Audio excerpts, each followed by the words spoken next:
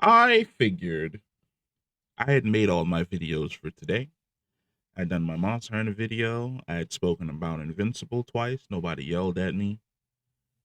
And then this crosses my desk. And I was like, what in the fuck is this? First off, the title for this.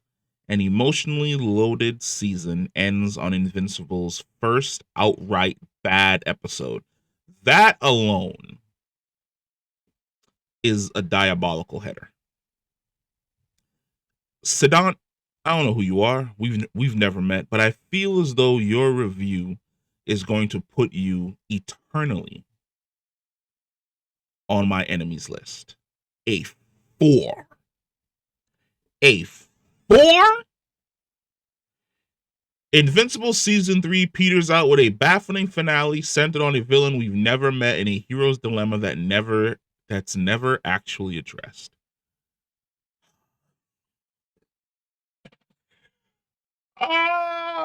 Okay. We are gonna take this from the motherfucking top. We're gonna start. We are gonna start from the top and we are gonna pick this shit apart. All right. After what I've done ended on a high, promising action hand in hand with vital advancement for the characters, the season 3 finale, I Thought You'd Never Shut Up, drops the ball. Narratively scattered and thematically incoherent, it's the first bad episode Invincible has ever had. One that draws on familiar sights and stories from the show and other superhero media, but presents them with little to nothing beneath the surface. Narratively scattered? The entire episode focuses on 4 people: Mark, Conquest. Those are the big 2. Then it focuses on Adam Eve, and it focuses on what's his name? The little brother. I can't remember his name right now because I'm so pissed off. Oliver. And it focuses on Oliver. Those are your 4 core people for the episode. Then it has other individuals sprinkled in the way in which you would expect them to be sprinkled in. Deborah is afraid to send Oliver out into the field because he's a kid. Paul, who's probably the only Paul we all fuck with in comic book media, is the supportive boyfriend. Cecil is fucking running around like a madman trying to find some way, shape, or form to help Mark in a desperate situation. You did not need to know this character a week beforehand. You did not need to know about this character from the beginning, because the fans themselves, and this feels as though somebody who's not really in the fandom, but the fans themselves have been hyping up this fight for 2 years. At any point in time, if you decide to hop on TikTok, people have been hyping up Invincible versus Conquest for 2 years. You didn't need the spiel about who he is and what his backstory is and what's going on. The arrival of the elderly one-armed Viltrumite warrior Conquest at a time when Mark is caught once again between killing or not sets the stage for a moral dilemma that never arrives. It arrived. He fucking killed him, or at least he thought he killed him. He finally threw away what he'd been holding on to this entire season. Now, I've said this multiple times. There are some people who cannot read between the lines, even if you set the fucking page down in front of them and show them the line. This entire season has been Mark trying to fight against having to kill the people that he's in opposition to. He didn't want to kill Immortal in the future. He didn't want to kill any of his variants. It has been all about him wanting to be the hero, wanting to essentially be Superman, which is I beat the bad guy, I send the bad guy to jail, and I move on with my life. And that being absolutely impossible for the people that he has been fighting. That is where that stance finally comes to a head. When he thinks Adam Eve is practically dead, when she revives and she realizes that she's not, when Conquest almost kills Oliver, when he has him on the floor and he realizes that the only way to stop this is to keep on bashing this guy's head in with my face. Then his conversation with Oliver towards the end where he's like, I made a mistake. I'm going to admit that to you. We need to start killing villains that are willing to go out of their way and not only kill people, but also go after the people that we love. That is the fundamental shift of the character. Instead, we're treated to a finale centered entirely around Conquest, who's better suited to playing a transitional bad guy rather than the final bosses, because that's what he is. He's a transitional bad guy. He's a mid-boss to the actual boss that he works for that's going to show up probably at the end of next season. Not only have we never seen Conquest prior to last week's closing moments, he's also devoid of any real ideology. What are we talking about here? The entire ideology that this man has is the Viltrumite ideology that Nolan gave us in season 1. We are an empire. We are here to conquer. If you do not agree with that, we will wipe your civilization off the face of the planet or beat you into submission. That has been the Viltrumite mantra for the last 2 seasons. Why are we all of a sudden acting as though we don't understand or know what this guy's ideology is? He literally tells you what his ideology is in the middle of the fight. He stops, he looks around, he goes, I have no idea what you did to piss off the Viltrumites, but they sent me here to kill you and get this planet right for conquest, to get this planet right for Viltrumite rule. I don't care about your sensibilities. I don't care about you wanting more time. I don't care about whatever it is you got going on. I'm here to kill you and conquer this planet. And if they show any type of resistance, I'll wipe out half of this planet and have the rest of them subjugated. That is his entire core. He goes on explaining that he's the best at that job. That when they have a problem and they need absolute subjugation, he is the man that they sent. How did you miss this? I don't know. Maybe halfway through the show, you were getting up to go get a beer from the fridge, or you were walking outside to put in an order with Uber Eats, or you were on the phone with your friend, or shit, maybe you were like me, you were playing Monster Hunter, but clearly, you were distracted. Claiming to love only death and destruction makes him a useful foil to Mark, but as an exclamation point on season 3, he's a giant shoulder shrug with little connection to anything meaningful within Invincible. Okay. Conquest's antics force Mark to put civilians in danger once again, a development our hero doesn't even acknowledge, despite it being such a potent part of his recent arc. What could he have done? At no points in time until the end of that fight was he in control. None. He was being thrown around like an absolute fucking ragdoll. I think the height of that explanation, of that point, is when Oliver shows up to help and they are fighting so fast he can't catch up with them. That entire time, Conquest is using him as a fucking pinball. He's just smacking him around everywhere he goes. It's only when the fight stops and he has Mark on the floor that Oliver is finally able to catch up and land a punch. Conquest's entire point, just like you said, loving of only death and destruction, was to cause as much death and destruction as possible, because that is why he was there. Sometimes you don't need a backstory or a deep backstory to a villain. Sometimes a villain can just show up and be villainous. That's it. It's one of the things that I love about Guardians of the Galaxy 3. We didn't get 3 movie buildup for the High Evolutionary. His entire saga was wrapped up in one movie. Same thing with Conquest here. His entire motivation, the reason why he was here, what he was going to do to the planet, how savage he is, all of that was in one episode. All you had to do was listen, and he'd explain everything, and watch, and you'd understand. Where was I? A development here doesn't even acknowledge. I thought You Never Shut Up ignores any leftover angst from the Powerplex saga, despite reenacting the supervillain's origin story. Viltrumite Big Bag using Mark as battering ram star innocent bystanders. Yeah, because that's what he was for. He was for that damage. He was for that destruction. But Conquest ending season 3 the way Nolan ended season 1 lacks weight. Rather than Mark feeling each death, the people are merely collateral damage, and the guy forcing Mark to kill them isn't someone he knows. It's Invincible doing an encore of one of its greatest hits. It's definitely not an encore, because at the end of At the end of season 1, when Nolan beats his son into the ground, Nolan shows remorse. He cries. He leaves. He feels ashamed. And then Mark is left to pick up the pieces of the betrayal that his father has essentially set in. At the end of season 3, when Mark beats the shit out of Conquest using his forehead and he kills him, that is Mark realizing that he has been pulling his punches the way his dad warned him he was last season in season 2. That he has been letting way too much shit slide. And because he's been letting that stuff slide, a lot of these people have been going around killing innocent humans.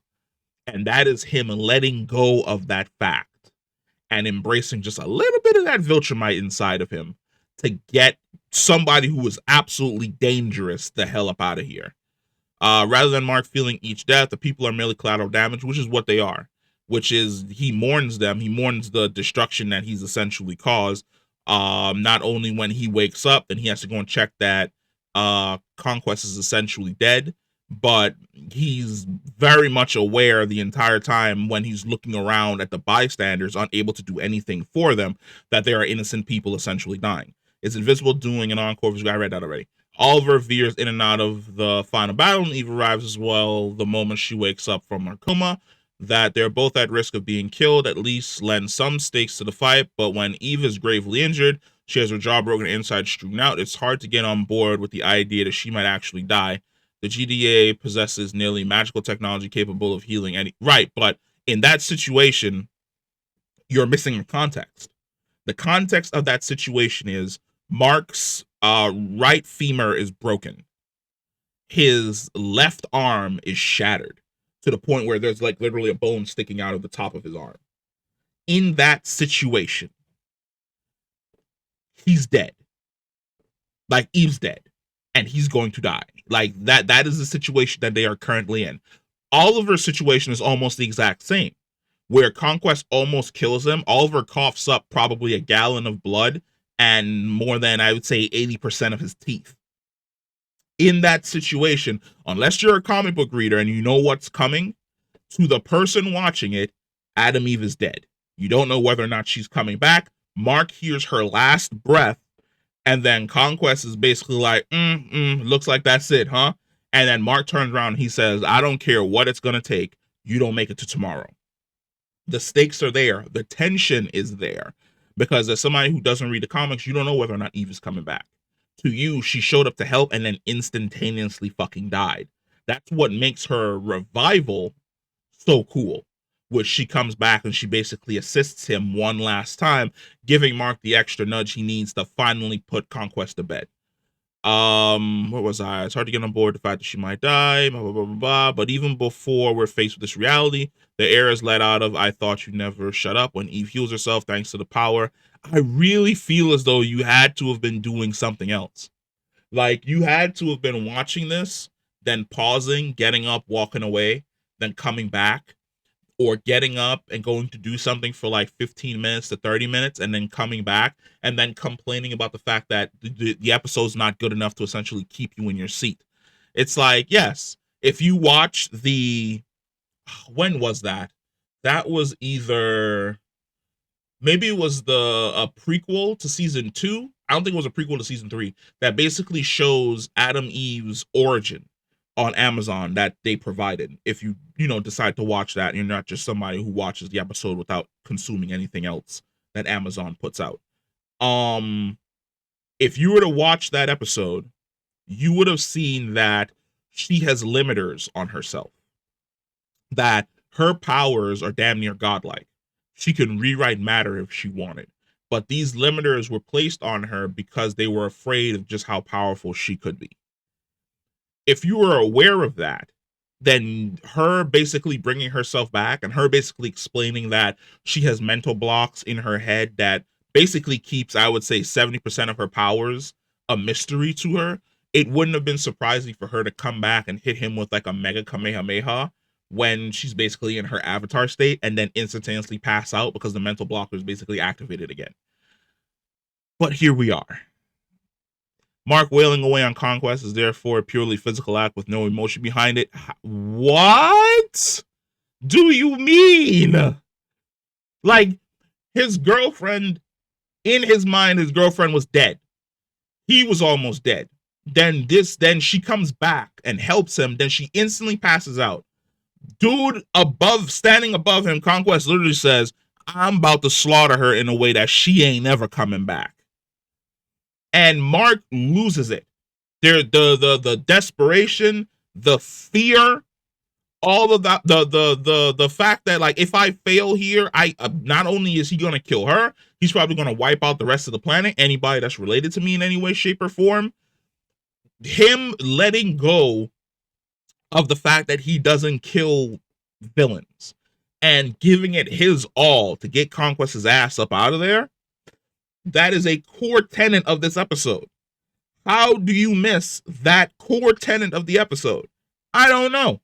IGN reviews have been some real ass like this year so far. But this is the truest of ass. The results are dull and they ensure that the edges of the episode's violence are all sanded down. While the question of Sinclair's work for the GDA, he's making Reanimen, and we see the Invincible Reanimen, which means that they're going to play a part at some point in time later in the future.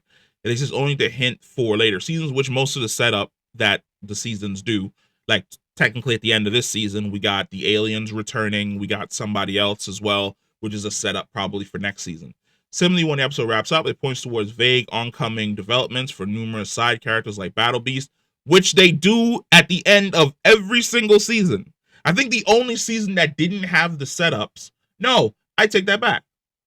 Because season 1 definitely had the setup, because Mark went to Mars, and at the end of season 1, it shows the Martians being overrun. So the fact that all of a sudden now, during season 3, we have an issue with, similarly, when the finale wraps up, it points towards vague oncoming developments for numerous side characters. Yeah, they do that every single season to show you and tease you to essentially what's coming up next, so you know where the story is going to go for 1 or 2 episodes. Though there's still no sign of the all-important absent for several weeks Nolan, he's not going to pop up probably until the end of season 4. When I Thought You Never Shut Up is near its end, we finally learned that Rex actually did, in fact,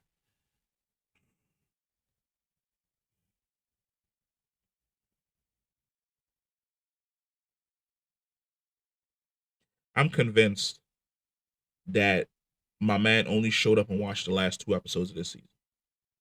I'm convinced.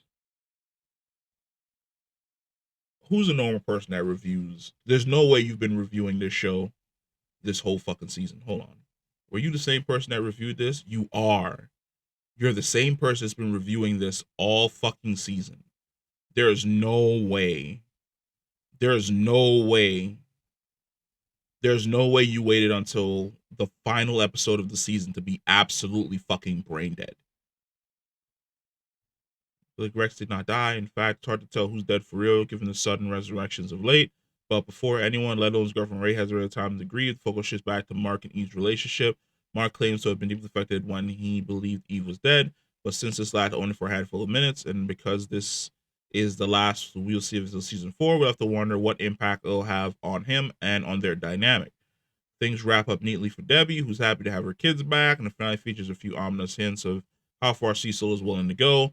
But for the most part, I thought You Never Shut Up leaves Invincible in stasis with little resolution and only nominal minor developments towards it. Let me tell you right now, if this is how you feel about the finale, this is how you're going to be feeling about every single finale until the end of the show. Because from the moment Conquest shows up, the main threat now is the Viltrumites. And that's not going to resolve itself for probably another 3 or 4 seasons. So the fact that we're here and you're complaining about the fact that, well, I couldn't follow it, it was all battle and it was kind of dull with like no stakes, tells me that you do not understand the material in which you've been consuming. You basically only locked in a handful of times. And then when you actually had to sit down and read between the lines and figure something out for yourself, you were lost. You're absolutely lost. You got lost in the sauce. And that's sad, but that's how IGN rolls. That is how IGN reviews things. This is a horrible review. This episode, I believe, is sitting on This episode, I believe, is sitting on 9s and 10s currently. For you to give it a 4 is diabolical. On so many levels, it's diabolical. Let me know what you guys think. Like, if I spend too much time on this, I'm just gonna walk. Oh boy. Like, let me know what you guys think about this. I'll catch you later. Peace.